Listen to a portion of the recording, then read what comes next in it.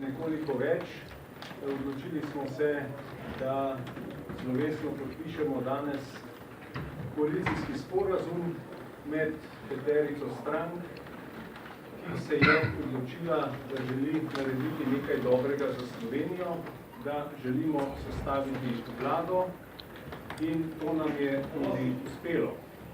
Za nami je več kot 2 meseca trdega dela.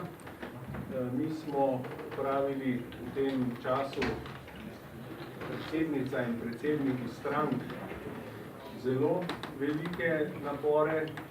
Veliko smo morali se usklajevati in rezultat teh usklajevanj, čeprav so vsi napovedovali, da ne bo nič, je ta današnji podpis te koalicijske pogodbe oziroma partnerskega sporazuma.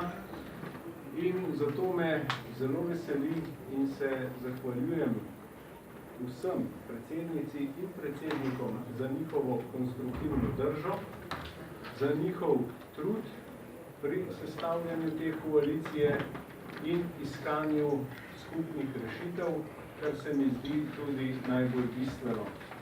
V teh tednih je bilo povedano marsikaj, tudi danes še lahko beremo, poslušamo in gledamo razne ljudi, ki vse vedo, vse znajo. Če bi jih pa povabili v ekipo, bi pa seveda rekli, da imajo tak ali drugačen zadržek. In ko to gledamo, ko to beremo, si lahko mislimo to ali pa kaj drugega. Skratka, nekateri napovedujejo, da so scenariji tako slabi, da ne bo nič, da ministri niso dobri, da ne vem, kaj je vse narobe. Vendar bi sam zadeve obrnil nekoliko drugače.